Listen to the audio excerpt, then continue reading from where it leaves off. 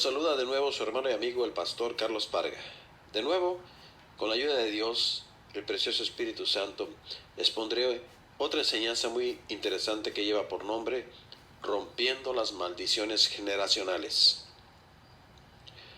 La palabra de Dios nos dice en Éxodo 20, versos 5 y 6 así: Yo soy Jehová, tu Dios, fuerte, celoso, que visito la maldad de los padres sobre los hijos hasta la tercera y cuarta generación de los que me aborrecen, y hago misericordia a millares, a los que me aman y guardan mis mandamientos.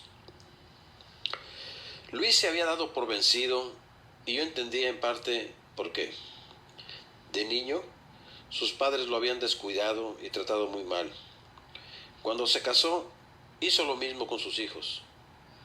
El poco tiempo que pasaba con ellos, los criticaba sin parar, pues para él todo lo que hacían estaba mal.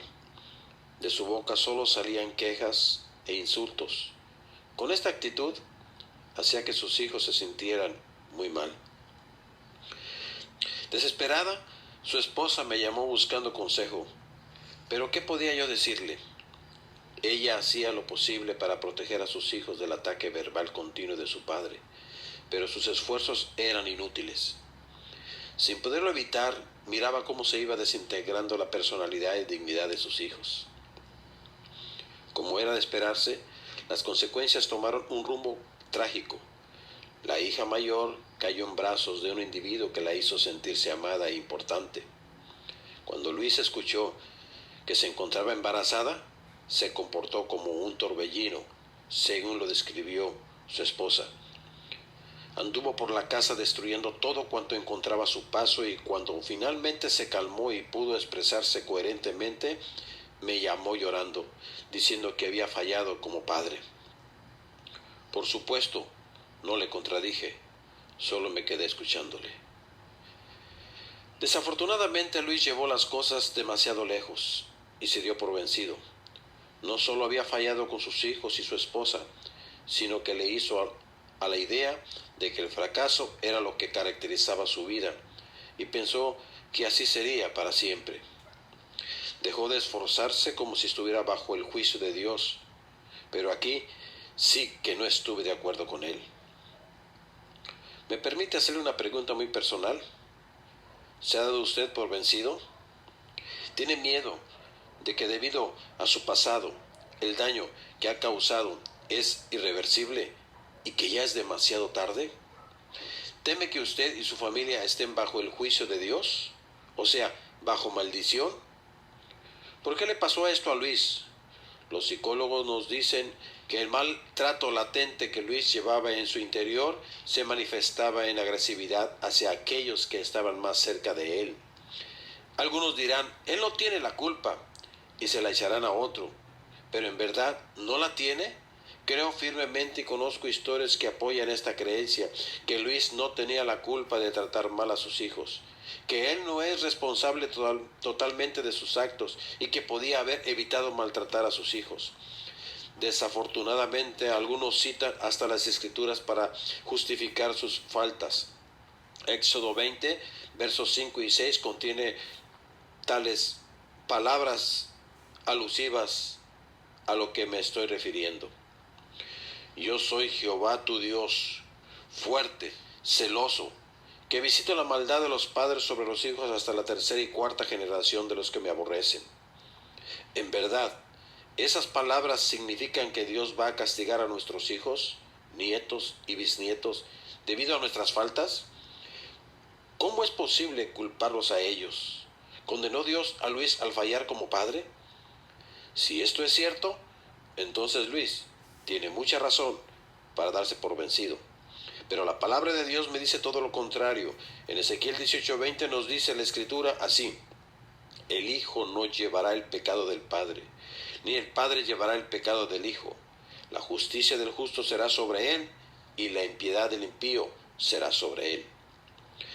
Por más de 20 años que tengo en el pastorado, me he topado con muchísimas personas que, por una razón u otra, se han convencido de que viven bajo la maldición o juicio de Dios. Apenas unas semanas me enteré de que Pedro tuvo que pasar por el grandísimo problema del divorcio. Por supuesto que él culpa a su esposa por haberlo dejado por otro. Y de paso también culpa a Dios. Y honestamente, al conocer y evaluar a fondo su situación, desde mi punto de vista no merecía la traición de que fue víctima. Pedro clamó a Dios en muchas ocasiones pidiendo que resolviera su matrimonio destrozado, pero según él no le escuchó. Por lo tanto, creyó que Dios lo había abandonado.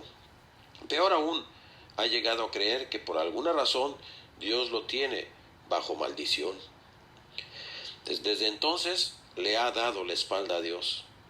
Al estar hablando con él, me di cuenta que me estrellaba contra una pared de rencor de varios metros de espesor y tan duro como el acero. Desde su punto de vista, él no se imaginaba que su servidor hubiera pasado también por muchos momentos difíciles. Claro que esa experiencia no la he vivido, pero no por eso el Señor no me ha pasado por el fuego. Recuerde que las primeras impresiones pueden ser engañosas.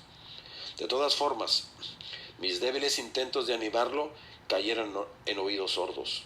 ¿Qué se le puede decir a una persona que está convencida de que Dios lo ha abandonado y maldecido y que interpreta todo lo que le sucede bajo esa perspectiva?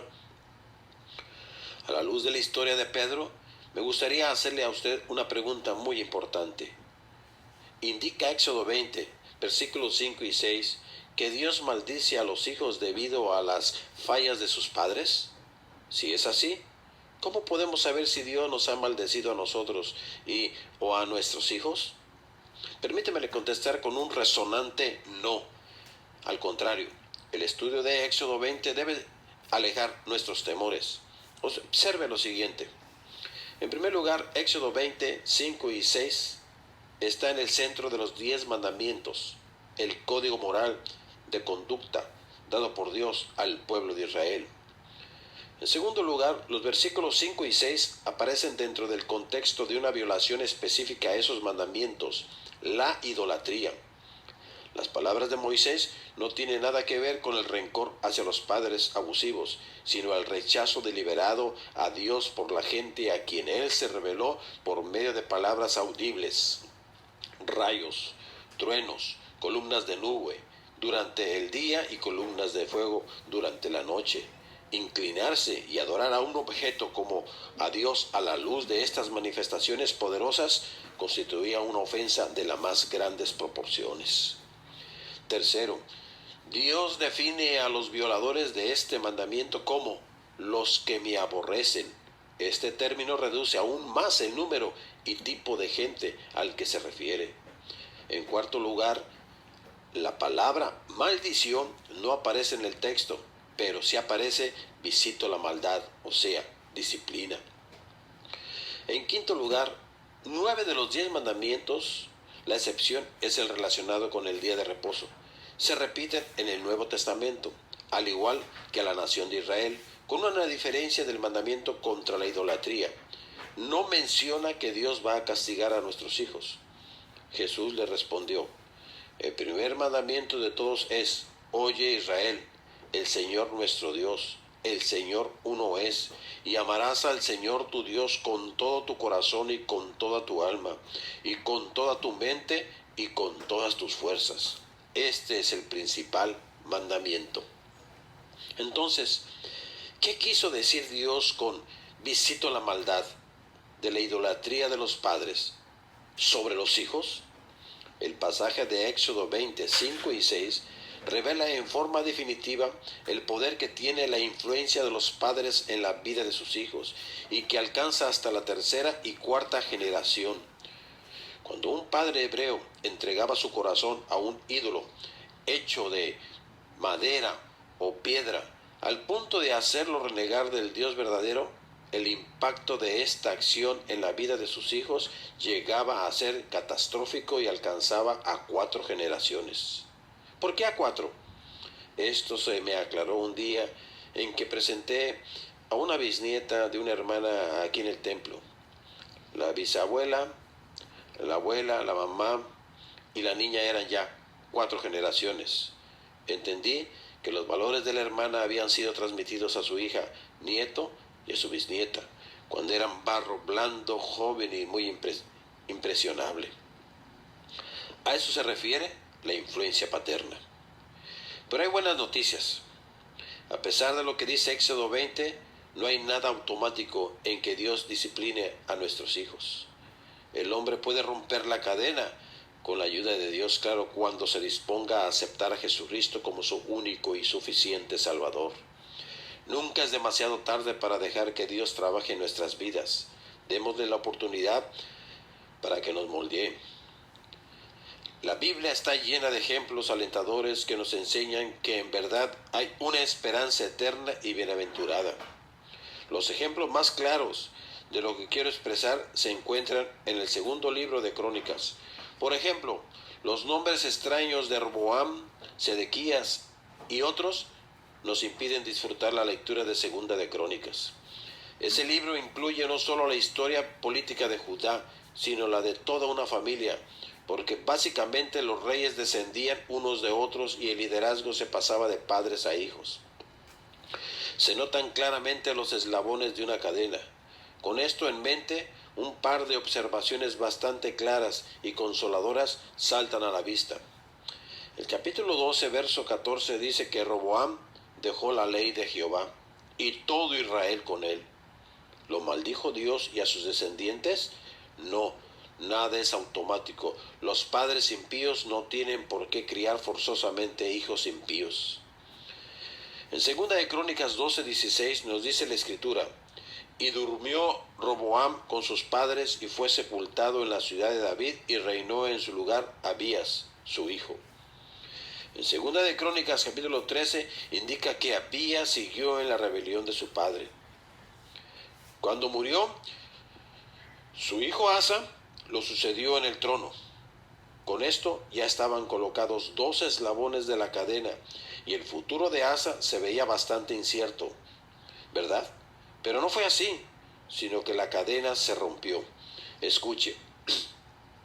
E hizo Asa lo bueno y lo recto ante los ojos de Jehová su Dios, porque quitó los altares del culto extraño y los lugares altos, quebró las imágenes y destruyó los símbolos de Acera, y mandó a Judá que buscase a Jehová el Dios de sus padres, y pusiese por obra la ley y sus mandamientos. Quitó asimismo de todas las ciudades de Judá los lugares altos y las imágenes, y estuvo el reino en paz bajo su reinado. Segunda de Crónicas 14, del 2 al 5. Así fue como se rompió la cadena. Pasemos a ver una cadena más. Josafat empezó bien, pero al final fracasó rotundamente. Toleró la construcción de nuevos altares y falló como líder.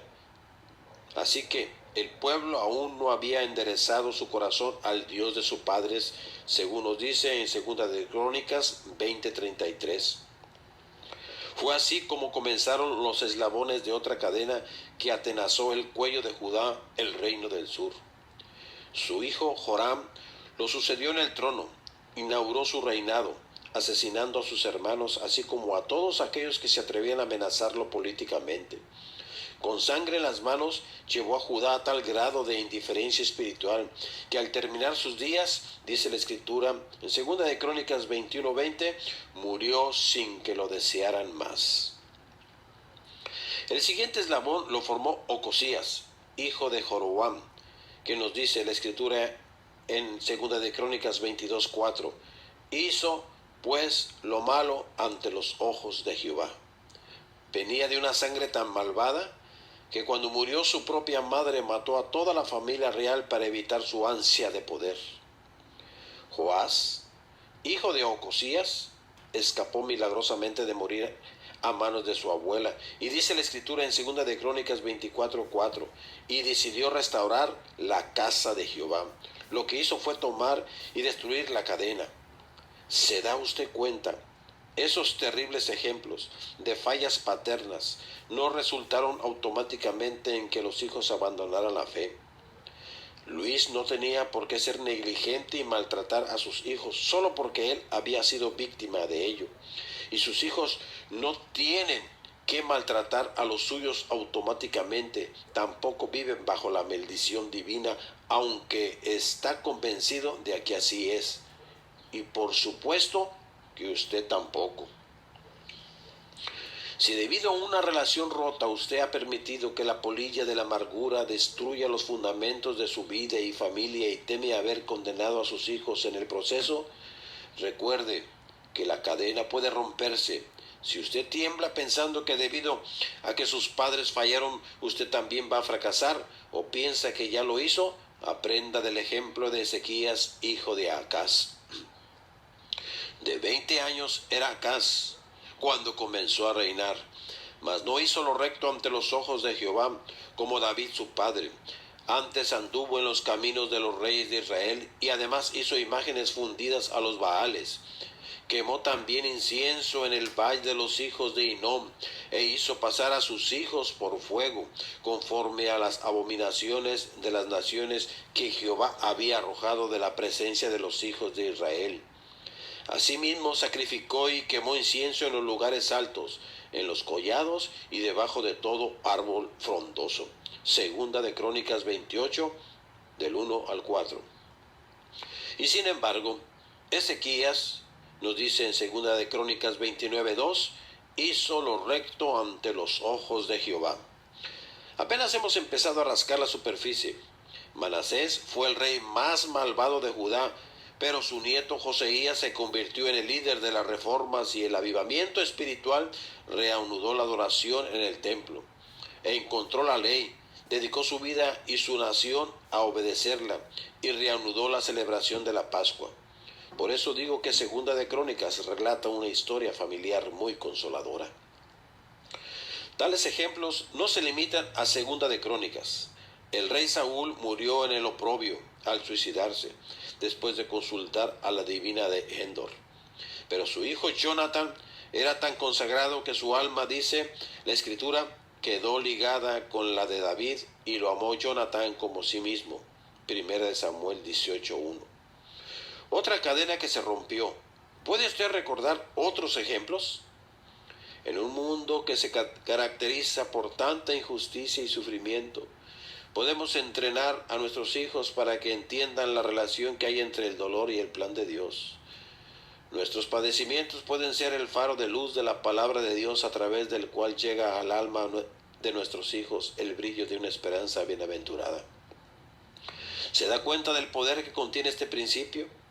¿Estaremos entrenando a nuestros hijos a que automáticamente pongan en práctica el fundamento principal que dio origen a este mensaje? Vosotros pensasteis mal contra mí, mas Dios lo encaminó a bien para hacer lo que vemos hoy. Génesis 50:20. Dios permite que pasemos por pruebas para evitar que no nos hagamos fríos, encallecidos e insensibles a las necesidades de quienes nos rodean. La palabra de Dios nos dice en la segunda carta del apóstol Pablo a los Corintios, en el capítulo 11, versículos 23 al 27, así: ¿son ministros de Cristo? Como si estuviera loco hablo. Yo más, en trabajos más abundante, en azotes sin número, en cárceles más, en peligros de muerte muchas veces. De los judíos 5 veces he recibido 40 azotes menos uno. 3 veces he sido azotado con varas. 1 vez apedreado. 3 veces he padecido naufragio. 1 noche y 1 día he estado como náufrago en alta mar. En caminos muchas veces, en peligros de ríos, peligros de ladrones, peligros de los de mi nación, peligros de los gentiles, peligros en la ciudad, peligros en el desierto, peligros en el mar, peligros entre falsos hermanos, en trabajo y fatiga, en muchos desvelos, en hambre y sed, en muchos ayunos, en frío y en desnudez. El apóstol Pablo nunca olvidará su pena, pero en lugar de quejarse, tornaba sus circunstancias difíciles en acciones positivas que ayudaran a su ministerio. Pablo se refiere al Padre de misericordias y Dios de toda consolación, el cual nos consuela en todas nuestras tribulaciones, para que podamos también nosotros consolar a los que están en cualquier tribulación por medio de la consolación con que nosotros somos consolados por Dios. Segunda de Corintios, en el primer capítulo, versículos 3 y 4. Nunca es demasiado tarde, mi hermano. No puedo creer, ni nunca creeré que es demasiado tarde para que Dios intervenga y corrija una situación tan caótica, mi amigo. Nunca es tarde para que Dios intervenga en un corazón dispuesto y, si es necesario, para que cambie uno que no está dispuesto a cambiar. Cuando usted no sepa qué hacer, entonces haga lo que sabe que es correcto. Tú eres mi refugio, me guardarás de la angustia, con cánticos de liberación me rodearás. Salmo 32, 7. Fue para su servidor un gusto compartir con ustedes esta enseñanza. Se despide de usted su hermano y amigo, el pastor Carlos Parga. Que el Señor Jesucristo lo bendiga